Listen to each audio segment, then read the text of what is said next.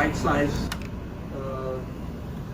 strategy of piece by piece, or whether you do something all at once. Those are decisions that are really things that have to be costed out. It is my belief, though, that ultimately you're going to have to relocate that building or watch it catastrophically be lost to erosion. I say eventually, you know, it's part of a 50-mile coastline that's a beheaded headland. So keep that in mind.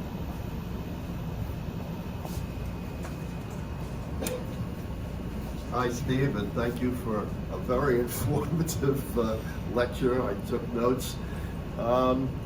So I was on the Conservation Advisory Committee, previously the board, for about 30 years on and off. And at one point, when the CEQA law came out in New York State, we wrote a localized version that would apply to Port Jefferson and was scaled down. And then that was ruled out of order. And do you have any insight as to why that disappeared? Because a lot of the problem with this Bluff is that people just were not aware of the problem until very recently, and this should have been in the province of that committee. So, first thing I want to say is it's very easy to start pointing fingers and say things like I wish I coulda, shoulda, woulda. That's not helpful. People, neighbors to this property all along the North Shore are just people. And you know, I don't think it's appropriate for us to be critical of either your committee or you or anyone who might not have had a full grasp of the magnitude of what this coastal dynamic is all about. CEQA is a state law, so writing a local law to replace a state law gets you in trouble with the DEC right away. You're not supposed to second guess state law. Replace it. I think Can't we're trying to do scale that. it down locally. You can't easily do that. We, in the county legislature, I remember Legislator Sandra Bakati some years ago from Babylon got pretty upset with some trappers who were trapping not only mammals, but occasionally catching great blue herons in the traps. And so she put in a bill to restrict trapping. The DEC took the county to court and they won, because once the state legislature occupies a legal niche, it may not be invaded by any local government. So it's probably, I didn't follow the specifics of that particular effort, but it sounds a lot like what happened with the trapping bill that Sandra Bakati put forward. We were admonished at the county level that was just a non-starter, and the DEC, in its portfolio of state laws, will not tolerate local government second guessing it. Okay, let's take a couple more questions.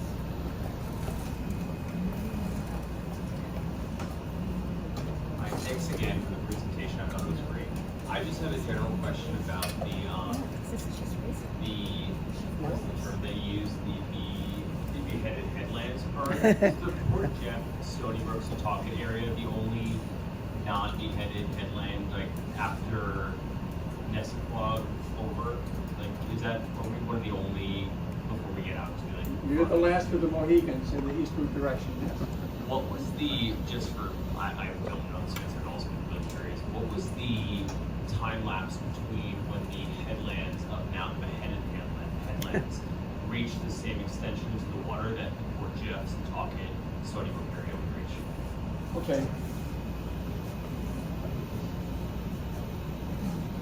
So, you're basically saying, how long did it take Yeah. to behead this headland? First, I just want to make a mention. These deep indentations represent tongues of ice. The ice front, if you will, was not the Great Chinese Wall. It was a crenulated kind of thing. The ice itself was a series of rivers of ice, all welded into one another, moving differentially in a lateral direction. You would go across different rivers of ice. Some of the ice protruded then further south than rivers of ice next to it. When the glacier stopped moving, that crenulated effect was translated into the shape of the land, giving you peninsulas in between where the ice had been. So the harbors represent places where the ice had been. It gets more interesting, but we don't have time with the way in which the ice also froze to the bottom of the harbors and occasionally would start up again and would tear up pieces of the bottom of the harbors and implant them further to the south. That's the story of another evening, okay? What you're asking is how long did it take? I mentioned the Grandifolia sandhills. The sandhills are the noses of giant parabolic dunes. Giant parabolic dunes are biogeological dunes. That is to say that the dunes, and I'll tell you, just bear with me for a minute why this is important, because it gives us a sense of scale again. A dune, if the wind is blowing like this, is basically a series of horizontal ridges of sand. If vegetation, plants, if you will, capture the corners of the dune, then it's starting to become a biogeological phenomenon. There's the biology part. It captures the tip of the dune, and if the wind continues to blow, dune anchored by vegetation takes that shape. With the slip face of the dune, sometimes from tip to slip face, 2 to 3 miles. Why is that significant? Because in the Grandifolia sandhills at Friar's Head, which is the largest of these dunes, all we have left are little, relatively speaking, the slip faces. This part of the dune here is all that's left.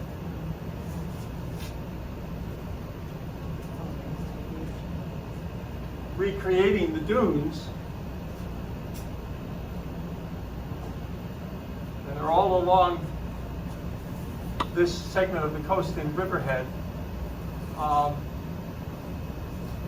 long does it take to cut back? And the answer is it's about 12 to 14,000 years. So it doesn't happen overnight. But we're measured in miles here, so on an annualized basis or on the basis of one human lifetime, it's still a significant retreat. But is it a mile in your lifetime? No.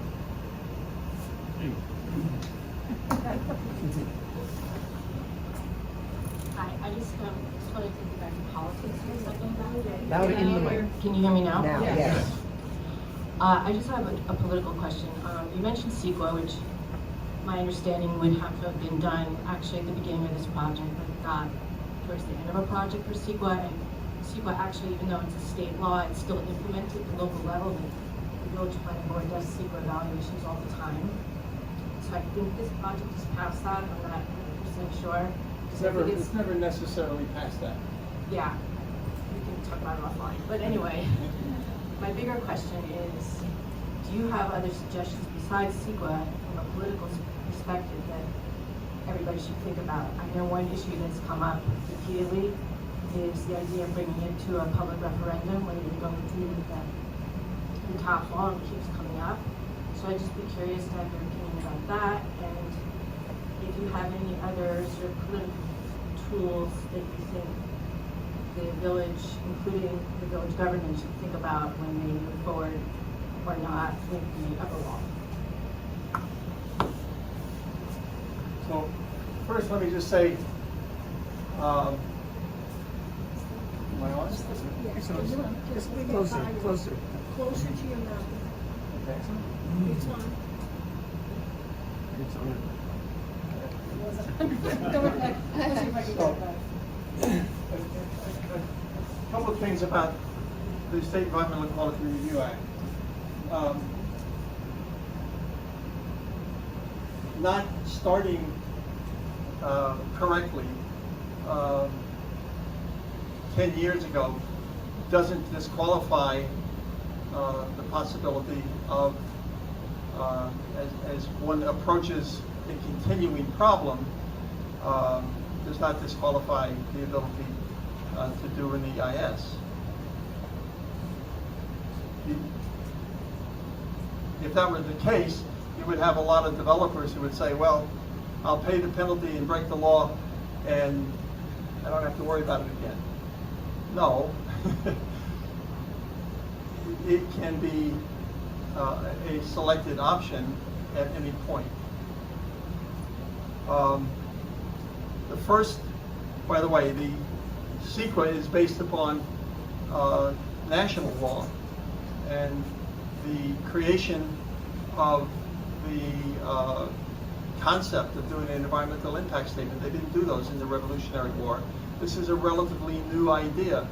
It came into being in the early 1970s, and the first major EIS was at Kennedy Airport, where the decision was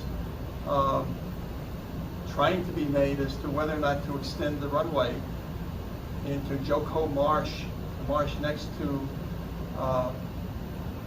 the airport. And the mayor at the time was John Lindsay,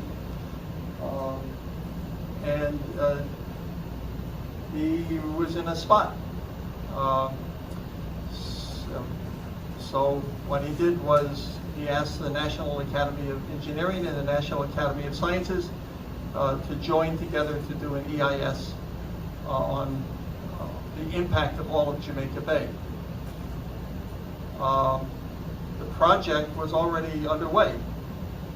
At the time when Lindsay made this decision, a couple of years had elapsed. He had come under a tremendous amount of controversy because he had started a project, and now the birders who went to the Jamaica Bay Wildlife Refuge in the Marsh Islands in the middle of the bay next to Broad Channel, the birders were a significant force. I remember I grew up in Bayside. I used to see them on the subway in Flushing with their spotter scopes over their shoulders. I didn't know what it was all about. When I later learned what it was about, I realized that was a powerful constituency. So he made, I think, a wise decision. He brought in two national organizations who didn't have any bias one way or the other, and they did the first major environmental impact statement in America. And it was done at Kennedy Airport. What resulted from that, by the way, was an array of possible choices, an array of recommendations that the public had a chance to see, and from it we got a new national park. The Jamaica Bay unit of the Gateway National Park, the other part of the Gateway is in San Francisco, and part of it is in New Jersey. So I again implore you all to use your imagination if you're open to the possibility that maybe we don't know everything right now, and that gathering more information, it shouldn't fall just on the shoulders of your elected officials in the village.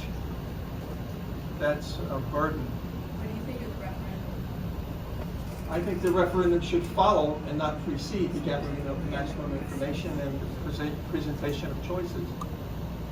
The referendum will be a wonderful thing to have after you've gathered information.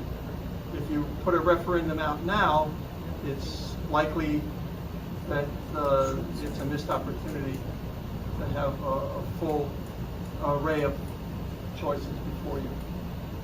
That's just my own thought. What I'd like to do now is make that the last question. You can ask Thank you all Mr. very Wood. much. Just wait, you have one more thing you have to talk about, remember? There's a plot of 4.5 acres in... 4.2 acres. 4.2 acres. Thank you. It's incorrected. In Port Jeff Station that Stephen would like to talk about. The former Malcolm's Nursery, at the top of the hill on the eastern side, near the Conswag Port Jeff Station Fire Department, on the opposite side. Dan Panico campaign, and I was very impressed with the gentleman who's now our supervisor, when he stated just a year ago that it would be a priority to acquire that property for park purposes. We haven't seen that happen yet, but still has a for sale sign on that property. It is a willing seller. Obviously, the sign says for sale. And I've spoken to some of my colleagues at the county level about the possibility of the county joining with the town. The town has the Machia Fund, which gives the town some options. And this is very near where some really intensive, almost urban development is now taking place around the transit-oriented development zone around the Port Jefferson Station of the Long Island Railroad. If we do not do as the supervisor wisely indicated, and we do not find a way to acquire that property, speaking of missed opportunities, it really would be a crying shame. The analogy of how I would hope that the property might be used, and we start by just looking, it has some beautiful trees. The Malcolmuses had planted some specimens there, and they are mature. It's a natural arboretum, which is a tree collection, just waiting for proper curation and enhancement. And to give you some idea, if the next time you get a chance to go to Flushing, take a look at the Queens Botanical Garden, which is in Flushing. It's built on a former landfill. In 1964, it was the landfill for that part of Queens, and the World's Fair was going on, and it was a blight. The citizens there working through their civics, and the importance of the civics cannot be overstated. Working through their civics and in cooperation with their elected officials, they acquired that property and have turned it into a community garden. It is now, instead of being a breath of putrid air, it's a breath of fresh air. But this is even better. You don't start with a garbage dump. You start with a former landscaping property that was lovingly cared for by the former owners. So please, as a civic, join with your other civics in I see George and others are here from the Free Village Civic, and please reinforce the good intention and the wise intention of the supervisor and strengthen his resolve with the other members of the board. Let's get this done.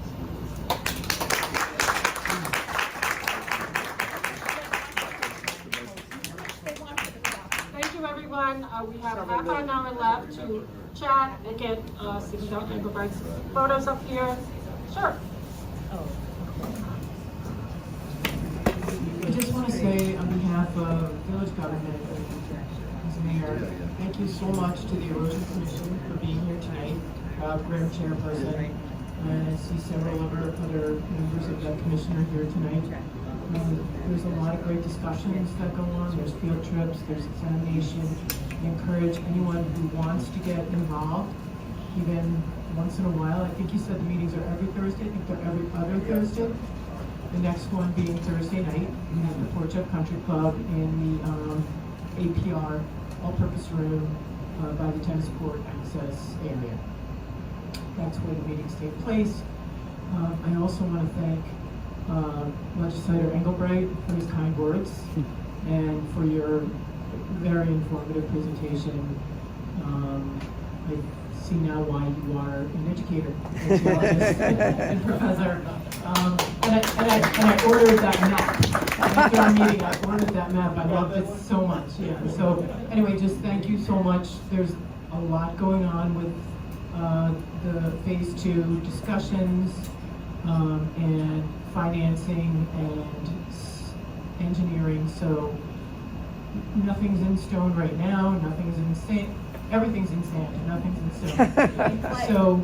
And potentially clay, maybe not. Maybe, hopefully not too much clay. So anyway, I just wanted to thank you for having this forum, and again, to the Erosion Commission for being so invested and interested. It's great to hear the voices of the people who care. Thank you.